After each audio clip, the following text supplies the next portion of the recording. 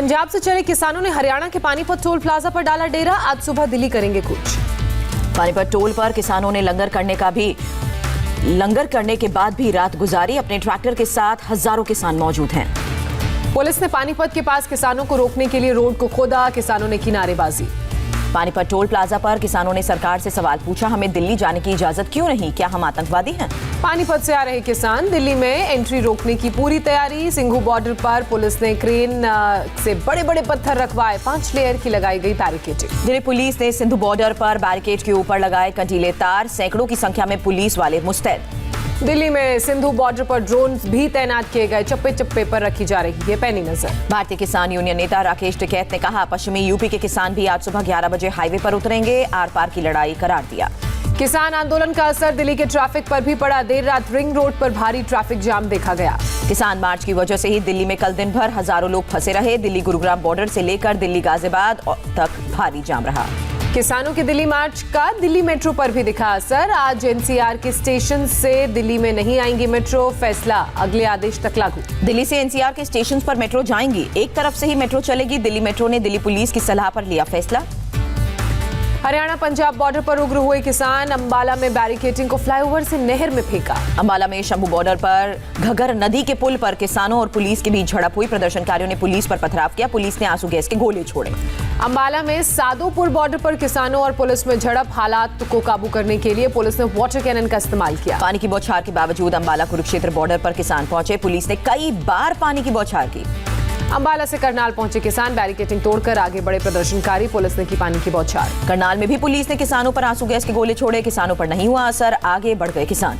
करनाल से अपने ट्रैक्टर लेकर आगे बढ़े किसान। हाईवे पर सैकड़ों किसानों के सामने पुलिस का इंतजाम नाकाफी साबित हुआ। हरियाणा की जिंद में पहुंचने पर उग्र हुए किसान। नाराज आंदोलनकारियों ने गाड़ियों में पथराव और तोड़फोड़ भी की। जींद में किसानों पर पुलिस ने किया वाटर कैनन का इस्तेमाल। लाठीचार्ज भी हुआ। हरियाणा के शाहबाद की तरफ से भी किसानों ने दिल्ली कूच की कोशिश की। सड़क पर वाटर कैनन के साथ पुलिस फोर्स तैनात। किसानों के दिल्ली कूच पर भिड़े पंजाब और हरियाणा के मुख्यमंत्री मनोहर लाल खट्टर। खट्टर ने पंजाब के सीएम पर किसानों को भड़काने का आरोप लगाया। किसानों को उकसाने वाले बयान पर अमरिंदर सिंह का पलटवार। खट्टर से पूछा, हरियाणा के किसान दिल्ली मार्च क्यों कर रहे हैं? हरियाणा के मुख्यमंत्री ने पंजाब के सीएम को दिया जवाब। कहा, एमएसपी में कोई परेशानी हुई तो राजनीति छोड़ दूंगा। सुखबीर बादल ने हरियाणा और पंजाब के सीएम दोनों पर निशाना साधा। कहा, किसानों की आड़ में अमरिंदर छिपे। दिल्ली जाकर करनी चाहिए थी बात। कृषि मंत्री की किसानों से आंदोलन वापस लेने की अपील। कहा, बातचीत से सभी समस्याओं को सुलझाने के लिए तैयार। 3 दिसंबर को होनी है बातचीत। एनडीए के सहयोगी और राष्ट्रीय लोकतांत्रिक पार्टी के संयोजक हनुमान बेनीवाल ने सरकार को किसान कानून वापस लेने की सलाह दी। कहा, किसानों की सरकार सुने। चारा घोटाला में लालू यादव की जमानत याचिका पर आज झारखंड हाईकोर्ट में सुनवाई। दुमका कोषागार से अवैध निकासी का मामला। जमानत मिली तो जेल से बाहर होंगे लालू। फोन मामले में लालू यादव की मुश्किलें बढ़ी। बीजेपी विधायक ललन पासवान ने विजिलेंस विभाग में शिकायत एफआईआर दर्ज कराई। लालू के खिलाफ एफआईआर दर्ज कराने के बाद बोले बीजेपी विधायक ललन पासवान, गरीब हूं पर बिकाऊ नहीं। लालू ने की मुझे खरीदने की कोशिश। फोन विवाद के बाद लालू को रांची में रिम्स डायरेक्टर के बंगले से पेइंग वार्ड में शिफ्ट किया गया। रूम नंबर 11 में लालू रहेंगे। झारखंड की जेल के महानिरीक्षक ने लालू के फोन मामले की जांच के आदेश दिए। सजायाफ्ता कैदी के फोन करने पर उठे हैं सवाल। पूर्व सीएम जीतन राम मांझी का दावा, लालू मुझसे भी बात करना चाहते थे लेकिन मैंने इनकार कर दिया। म्युनिसिपल कॉर्पोरेशन चुनाव के प्रचार के लिए आज हैदराबाद में रोड शो करेंगे जेपी नड्डा। 28 नवंबर को योगी और 29 नवंबर को अमित शाह करेंगे जनसभा। हैदराबाद म्युनिसिपल कॉर्पोरेशन चुनाव को लेकर बीजेपी ने जारी किया घोषणा पत्र। बारिश से प्रभावित लोगों को 25-25 हजार रुपए की मदद का वादा। ममता बनर्जी का फिर बीजेपी पर हमला। कहा, चुनाव के दौरान हिंसा भड़काने और बाहरी लोगों के लिए बंगाल में कोई जगह नहीं।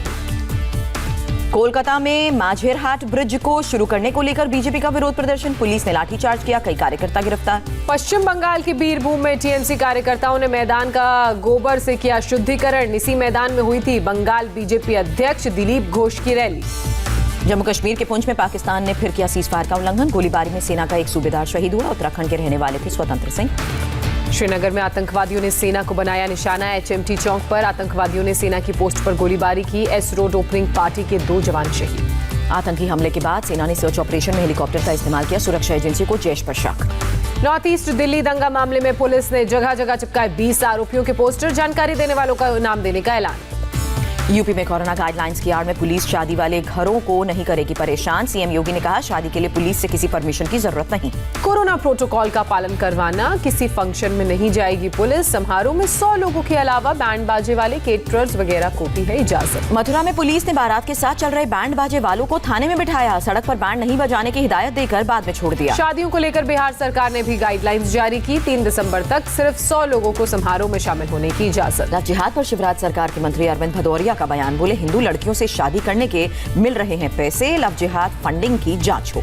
मुंबई में नवनिर्माण सेना के कार्यकर्ताओं ने बांद्रा में डीएम ऑफिस का घेराव किया। बढ़े हुए बिजली बिलों के खिलाफ विरोध प्रदर्शन किया। बीजेपी के सांसद तेजस्वी सूर्या के खिलाफ हैदराबाद में एफआईआर। उस्मानिया यूनिवर्सिटी में घुसने का मामला।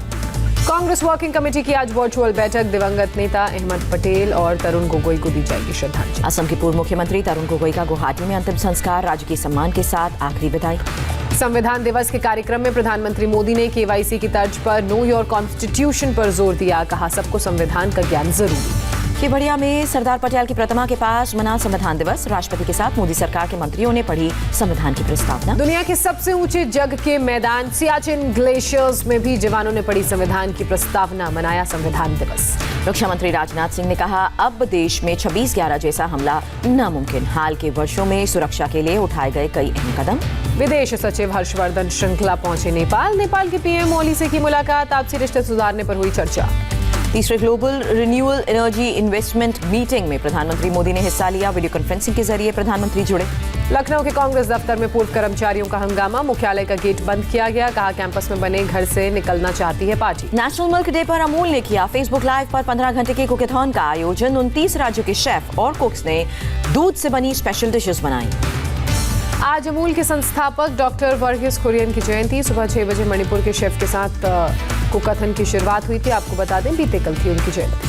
प्रधानमंत्री मोदी कल पुणे के सीरम इंस्टीट्यूट का दौरा करेंगे। वैक्सीन को लेकर कर सकते हैं बड़ा ऐलान। सीरम इंस्टीट्यूट ही बना रहा है ऑक्सफोर्ड की कोविशील्ड वैक्सीन। पीएम मोदी शनिवार को अहमदाबाद में जॉयस कैडिला कंपनी भी जाएंगे। जायस की वैक्सीन जायकोव डी की तैयारियों का लेंगे जायजा।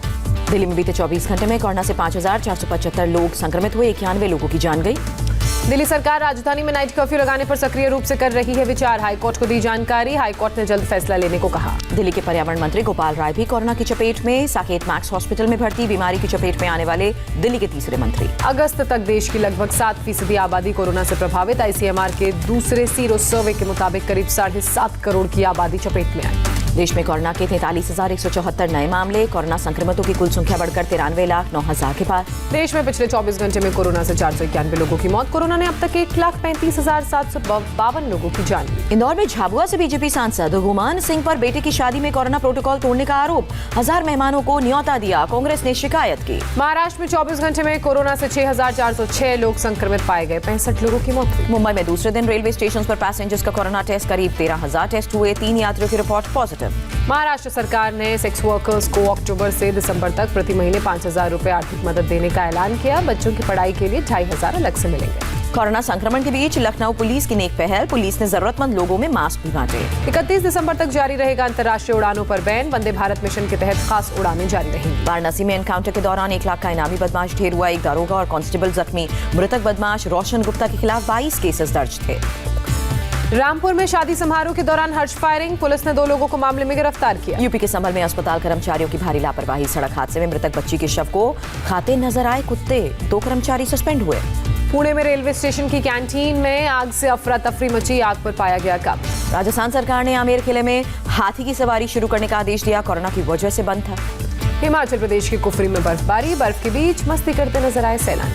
चेन्नई में तूफान प्रभावित इलाकों का डिप्टी सीएम पनीर सेल्वम ने जायजा लिया। डीएम के चीफ स्टालिन भी लोगों के साथ सड़क पर उतरे। निवार तूफान से तमिलनाडु में 3 लोगों की मौत। 3 लोग घायल। 100 से अधिक घरों को नुकसान पहुंचा। पुडुचेरी में तूफान प्रभावित इलाकों का सीएम बी नारायण सामी ने दौरा किया। कहा, 12 घंटे में कई इलाकों में बिजली बहाल होगी। निवार तूफान के गुजरने के बाद पुडुचेरी में असर इसका दिखा। रेलवे ट्रैक पानी से भरा। अमित शाह ने तमिलनाडु और पुडुचेरी के सीएम से फोन पर बात की। निवार तूफान से आई तबाही पर चर्चा। सीजन की सबसे अधिक बर्फबारी से ठिठुरा हिमाचल प्रदेश। लाहौल स्पीति और कुल्लू में फिर से भारी बर्फबारी। पाकिस्तान पीपल्स पार्टी के नेता बिलावल भुट्टो को कोरोना हुआ। हल्के लक्षण के बाद होम आइसोलेशन में। न्यूयॉर्क में पाकिस्तान कॉन्सुलेट और टाइम्स स्क्वायर पर भारतीय अमेरिकी समुदाय का प्रदर्शन। 26/11 हमले के दोषियों को सजा दिलाने की मांग। टीम इंडिया और ऑस्ट्रेलिया के बीच पहला वनडे मुकाबला आज सुबह 9:10 पर शुरू होगा मैच। कोरोना को लेकर सीमित संख्या में दर्शकों की एंट्री। चोट के कारण तेज गेंदबाज ईशांत शर्मा ऑस्ट्रेलिया के साथ टेस्ट सीरीज से बाहर हुए। रोहित शर्मा पर 11 दिसंबर को होगा फैसला। कैप्टन विराट कोहली ने रोहित शर्मा मुद्दे पर नाराजगी जताई। पूछा, आईपीएल खेलने के बाद रोहित टीम के साथ क्यों नहीं आए ऑस्ट्रेलिया? हमें नहीं कोई जानकारी। कोहली ने कहा, टीम चयन से पहले हमें बताया गया रोहित चोट के कारण दौरे के लिए उपलब्ध नहीं है। चयन समिति की बैठक के बाद रोहित खेले आईपीएल फाइनल। वनडे सीरीज से पहले तेज गेंदबाज नवदीप सैनी के कमर में खिंचाव। तमिलनाडु के बाएं हाथ के तेज गेंदबाज टी नटराजन वनडे टीम में शामिल। न्यूजीलैंड दौरे पर पहुंची पाकिस्तान क्रिकेट टीम के 6 क्रिकेटर्स को हुआ कोरोना। न्यूजीलैंड क्रिकेट ने प्रोटोकॉल के उल्लंघन का आरोप लगाया, आखिरी चेतावनी दी। अर्जेंटीना की राजधानी ब्यूनस आयर्स ने माराडोना को श्रद्धांजलि देने के लिए हजारों फैंस उमड़े। पुलिस को करनी पड़ी पानी की बौछार। भीड़ बेकाबू होने के बाद माराडोना के पार्थिव शरीर को दूसरे कमरे में ले जाना पड़ा। पुलिस ने सुरक्षा कारणों की वजह से फैसला लिया। बार्सिलोना में अर्जेंटीना में रहने वाले सैकड़ों लोग श्रद्धांजलि देने जुटे। माराडोना को अपना भगवान बताया। कोलकाता में अर्जेंटीना के पूर्व कप्तान डिएगो माराडोना को श्रद्धांजलि जारी। श्री भूम स्पोर्टिंग क्लब में माराडोना की प्रतिमा पर फूल अर्पित किए। मुंबई में दादा साहब आइकॉन अवार्ड समारोह का आयोजन। रेड कार्पेट पर टीवी सितारों का जलवा।